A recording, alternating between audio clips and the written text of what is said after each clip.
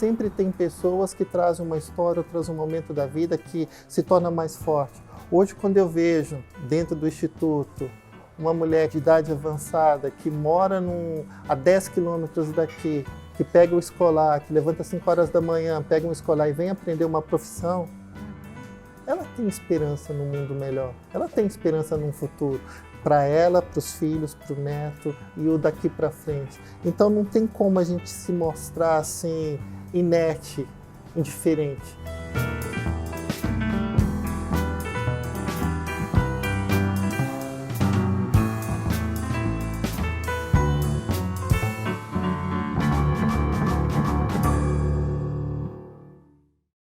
Ronaldo Silvestre, assim, custei a conseguir vir falar com ele aqui em Itabira. É uma pessoa que apoiou Mulheres por Minas desde o primeiro momento. Eu não conseguia essa agenda, até porque a agenda dele é impossível. E eu estava dizendo aqui que entrevistar o Ronaldo Silvestre é um desafio, né? E é o único homem do projeto do Exibidas que está sendo entrevistado, porque o projeto dele é maravilhoso, é um projeto de mulheres e que vai muito além da discussão da feminilidade, tal como a gente, né, tem visto por aí. Eu quero começar da sua história pessoal, porque você tem uma história pessoal belíssima, você tem uma história com a sua mãe, e você tem uma coisa, uma definição de mãe, um trato com a relação mãe e filhos, que é de comover. Como é que Ronaldo Silvestre se descobre, né, como um talento da autocostura, mas não só da autocostura, do engajamento na costura para ter realmente uma função social que eu desconheço em outros projetos. Como que você começou? Mané, eu quero agradecer muito a você, a toda a equipe do Mulheres por Minas pela possibilidade e reiterar que, antes de ser homem, eu sou filho. E eu sou filho de uma mulher lutadora, Dona Euridice, que é minha mãe. Eu cresci e passei a minha infância inteira vendo ela driblar as dificuldades, a pobreza, a escassez, até falta de moradia. Quando não teve um lugar para morar, eu e meus irmãos, a gente não tinha onde morar, ela mais meu pai improvisaram um barracão próximo de um rio e passaram meses ali. Então essas questões assim que eu coloco muito, que foi graças à minha mãe, toda a perseverança, e eu ser uma criança muito observadora, um menino que era introspectivo, mas que observava tudo, achava tudo muito lindo. Que eu via minha mãe desmanchando as calças de uniforme da mineradora que ela ganhava, que a gente não tinha o que vestir e ela não tinha máquina de costura. Ela desmanchava e costurava à mão. A minha primeira bolsinha, capanguinha para o pré-primário, ela costurou à mão com todo amor. Eu fui para a escola com muito orgulho. E mesmo chegando lá e vendo as outras crianças rindo, menina, a gente não traz esse tipo de bolsinha, não. A gente não usa uniforme, material escolar usado. Mas era o que eu tinha. Então eu vejo muito isso, de toda essa vivência que eu fui crescendo, vendo a minha mãe, não tenho o que comer, mas tem milho, feijão plantado no quintal, vou improvisar ali, vou fazer um curau, um fubá suado e você vai para a escola porque você está alimentado. O que era muito forte da minha mãe, do perfil dela e do ser humano que ela é, não se vencer pelas adversidades. A única coisa que eu lembro assim que para mim foi muito decisivo nesse pensamento, e quando eu me entendi enquanto homem na luta por melhores condições, por possibilidades futuras para mulheres que não só de vulnerabilidade, mas mulheres que não tinham condição, e os princípios, foi um acontecimento que meu pai chegou bêbado num domingo e agrediu minha mãe fisicamente. E ela estava lavando uma vasilha, um caldeirão, ela mandou nele. Eu aceito tudo. Eu passo fome, eu passo tudo o que tiver que passar. Mas homem nenhum me embate. Tá vendo o teu filho ali? Ele tá vendo isso. Foi a experiência mais forte que eu vou levar para minha vida inteira.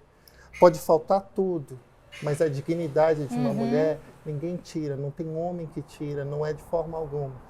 E quando eu me entendi qual que era o meu papel no mundo, será que esse dom que Deus me deu de criar, de ver minha mãe costurando, quando ela realizou o sonho de ter uma máquina de costura, ela trabalhava mais de 20 horas por dia para a gente ter o que comer, o que vestir, sempre ia com roupa limpinha, tudo certinho.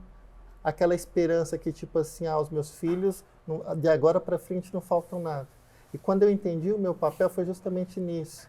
de olhar para trás e ver que a realidade que a minha mãe passava e que eu passei há 40 anos atrás, ela se repete hoje com muita força, com muita intensidade.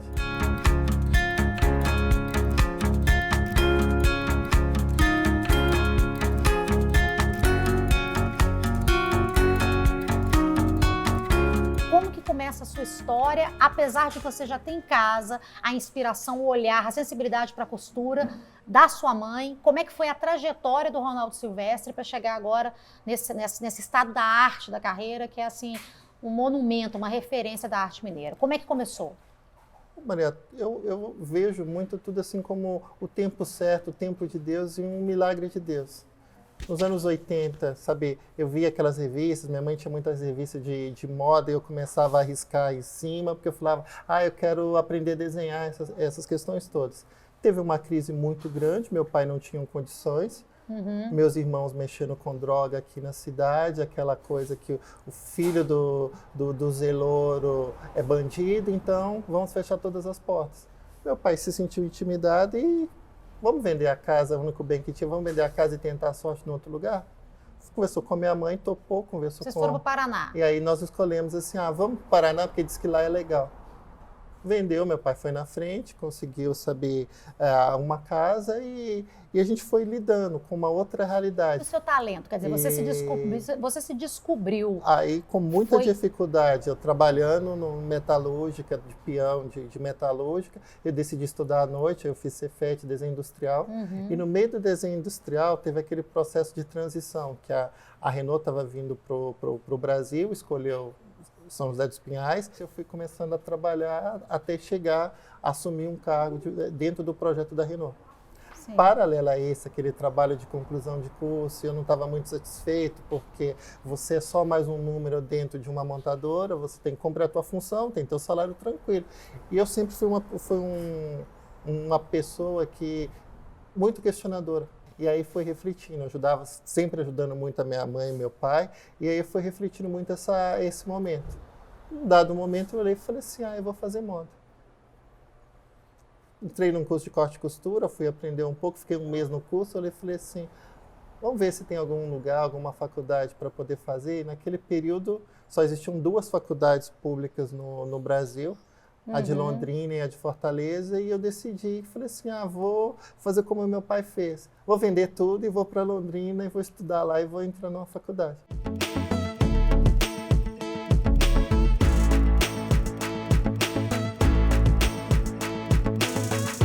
A sua moda, a sua arte visual, o seu senso estético, ele é muito peculiar. Eu estou aqui paramentada, vestida com essa blusa linda, que eu falo que toda vez que alguém me pergunta onde que eu adquiri, eu falo assim, você vai ter que ir em Milão, mas eu não posso deixar de mencionar quem foi o gênio que elaborou essa peça, que idealizou essa peça, me presenteou com ela.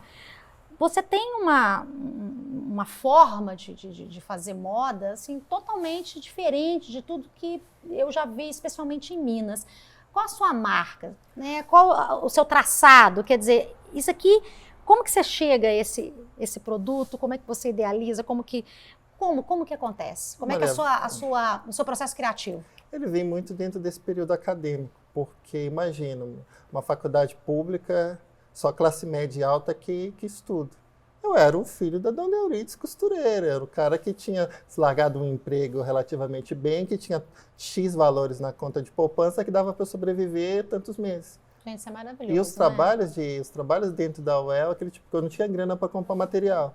Eu ia para a porta das fábricas, conversava e pedia os resíduos, os retalhos que sobravam dos ateliês, das fábricas de jeans. Aquilo era a minha matéria-prima para os meus trabalhos. Aquilo era a matéria-prima que eu tinha para desenvolver. Então, todo o meu processo de criação, todo o meu processo de moda, ele veio muito fortalecido nisso.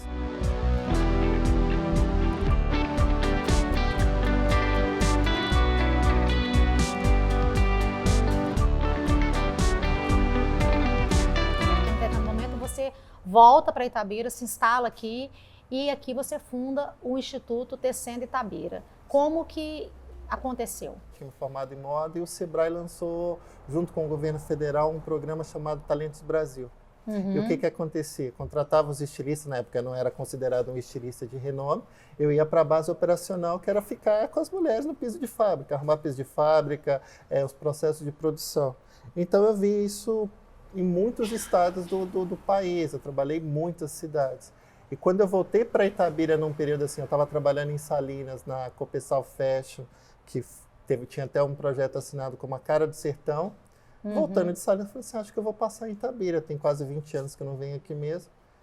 E chegando em Itabira, quando eu reencontrei amigos meus de infância, pessoas conhecidas, eu vi que aquela realidade, aquele ciclo de autossabotagem e principalmente as dificuldades que minha mãe enfrentou estavam acontecendo numa intensidade até maior, porque agora tinha uma criminalidade forte, tinha um tráfico muito forte de drogas e, poxa vida, e qual que é o papel de uma mãe? Qual que é o papel de uma mulher? E eu, num principal momento, eu olhei e falei, vou voltar para Itabira.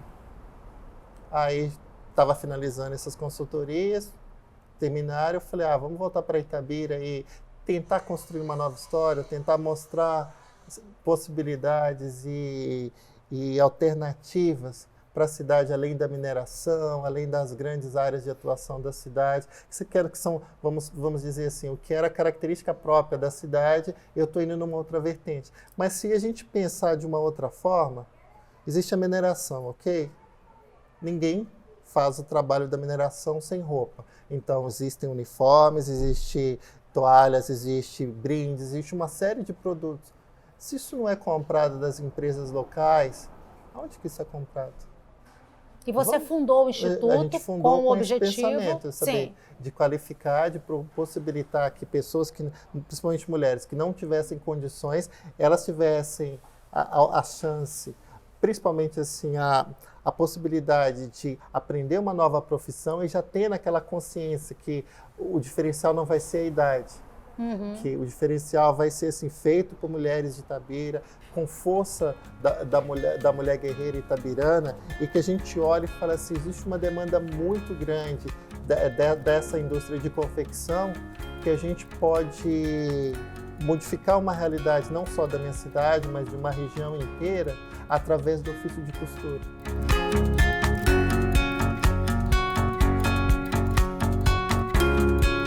Eu trabalhava nessa rua aqui, passava aqui todo dia e ficava namorando o curso. Aí, quando eu saí do serviço, a primeira coisa que eu fiz foi vir e procurar para fazer. Para mim, foi a pessoa que me deu como é que eu vou falar? Me deu oportunidade. E oportunidade hoje é tudo. Hoje em dia, para mim, é de vital importância esse aprendizado, porque você chega numa certa idade, você quer mais sossego, você quer menos conta, entendeu? Então, assim, para mim, eu já estou fazendo, eu fiz bolsa para vender já depois que eu aprendi aqui. Não tinha noção do que era o bordado. Eu estava com a maior dificuldade. Então, assim, quando eu peguei a coruja, eu fiquei meio perdida. Depois eu falei, não, vamos conversar, vamos pedir explicação. Porque foi, assim, para mim o bordado é o mais difícil. A costura, para mim, é o mais fácil. Eu adoro coruja, então, assim, comecei a montar. E agora, faltando só essa ponta aqui e os olhinhos para fechar o bordado.